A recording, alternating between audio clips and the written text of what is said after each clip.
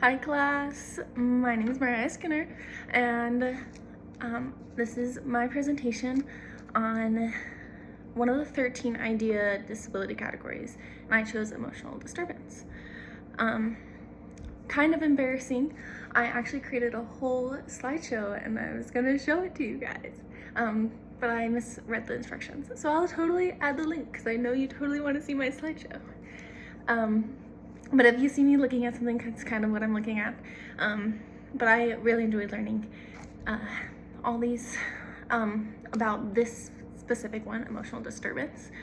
I was curious because the book talked about like how does your state define emotional disturbance. So I went to the Utah State Board of Education, and that's what I looked up. I wanted to see what they said about it, and essentially they actually called it emotional behavioral. And it's pretty much a student, this is quote, a student whose behavior or emotional condition over a long period of time and to a marked degree adversely affects his or her educational performance. And then goes on to define that it's also called emotional disturbance, that it covers both emotional and behavioral, and it just affects their educational performance. So that's how Utah State Board of Education defines it. But how IDEA defines it is pretty much one or two of these characteristics that they list out over a long period of time, and it affects their emotional performance, just like the Utah State Board of Education said. So they have 5 characteristics that it can affect, which is an inability to learn that cannot be explained by intellectual, sensory, or health factors. 2, an inability to build or maintain satisfactory interpersonal relationships with peers and teachers. 3, inappropriate types of behavioral or feelings under normal circumstances. A general persuasive mood of unhappiness or depression. And then 5, a tendency to develop physical symptoms of or fears associated with personal or school problems. So you would be defined as that if you had 2 of those that persisted over a long period of time.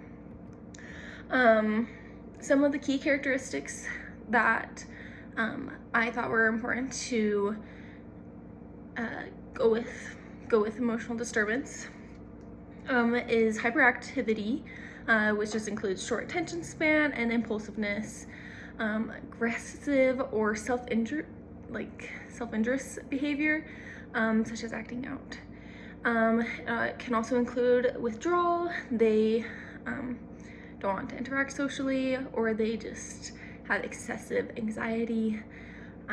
There's also immaturity with inappropriate crying and a temper tantrum and just poor coping skills. And then another one I found was just learning difficulties. They perform maybe lower than the grade level. So how you can evaluate and identify students with emotional disturbance is the book kind of broke it out into 4 points that I kind of understood. But initially they said that the top-notch thing you could do is just early prevention. And so starting younger is better. When you see it or have a thought about it, totally be willing to act and to maybe make little suggestions here and there to help the student. But that was the top one, was just early intervention. But the 4 that I saw from the book is first initial contact and intervention. So this kind of goes with the early intervention. But they have behavioral reward systems they said are very helpful. And then you can, they mentioned RTI, and I was kind of confused on what RTI was. It stands for response to intervention, which includes early intervention. It has a support system, a team that's specific to helping them, and then also something that my research said was data-driven decision making, which is pretty cool because you don't want to go into this without data, right? And then you regularly progress or see how they're progressing. So that's kind of what RTI is. So that's in the first one that I saw. The second identification is formal assessments. There's something called the behavioral rating scale. That's exactly what it is, just a rating scale on their behavior, and then some cognitive and achievement tests. There's also classroom assessments. That's my third one. That's a systematic observation and curriculum-based assessment. Systematic observation was something I was also confused on, that the book said that I wanted to look up, and that talked about it's like structured observation and direct observation. So pretty simple. And then the last one that the book talked about was just other assessments, and that can include looking in their family history, one-on-one interview with the student. You can also look into their medical history, and then also strength-based assessments. The book also talked about the eligibility criteria.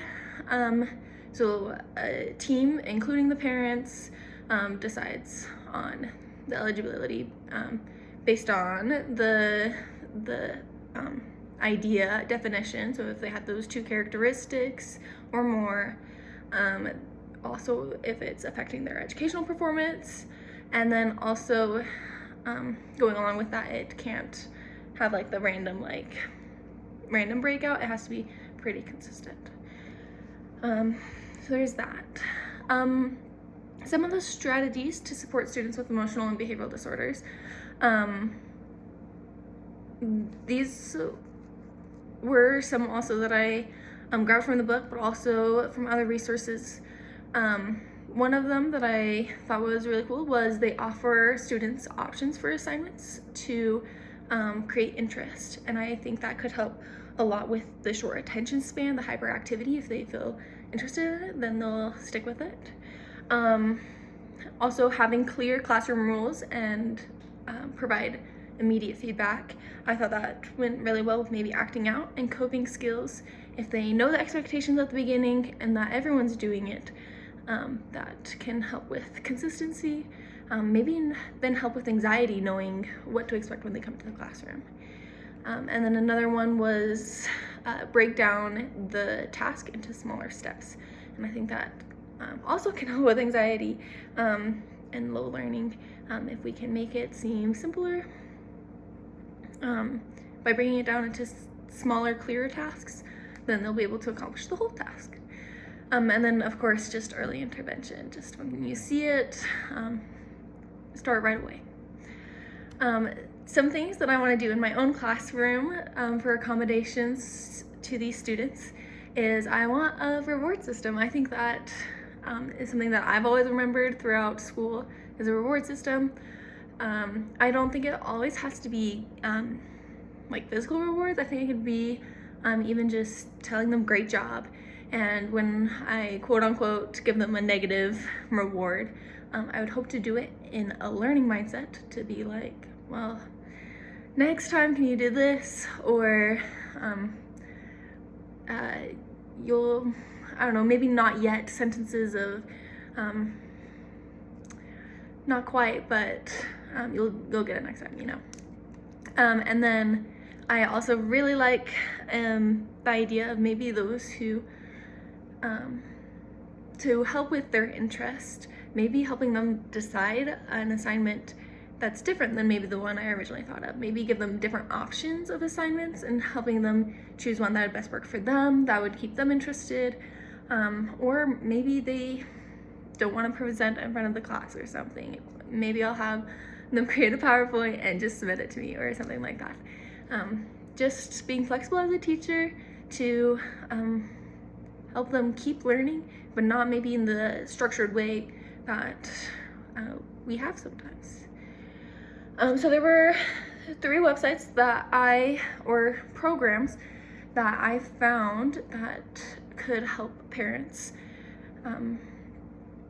with maybe a student who has emotional disturbance, emotional behavioral.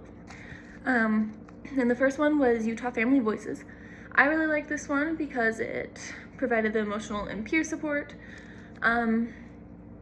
And also, along with that, they provide information to the parents so that parents can come up and tell them their problem, and they can help them, give them the information to help them make an informed decision moving forward, because that's a lot of things going on, and we want them to have an informed decision.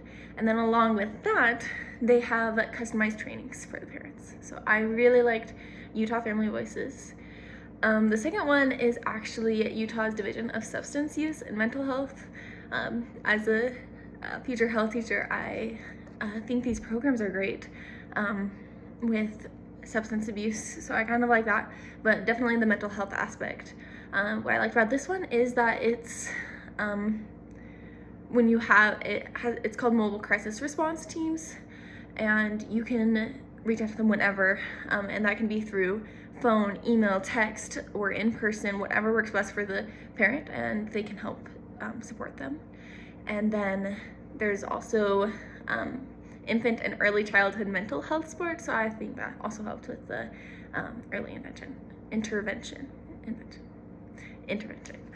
And then the one that I found that could help with multi-language learners is the Child Mind Institute. So they have resources in Spanish and lots of other languages too that I saw, but these resources can help parents who speak another language, help them see the resources. They have them all written out. They also have a symptom checker, which is very helpful. And then it also provides quality evidence-based treatment. So all great things. In conclusion, I really loved this assignment because it taught me that there's so many resources out there to help these students, and that we're not alone in helping these students learn, and they can learn, and we should never limit them, and we shouldn't limit ourselves, and we can lead them to victory. Thank you for watching, and I will attach my awesome slideshow to this video.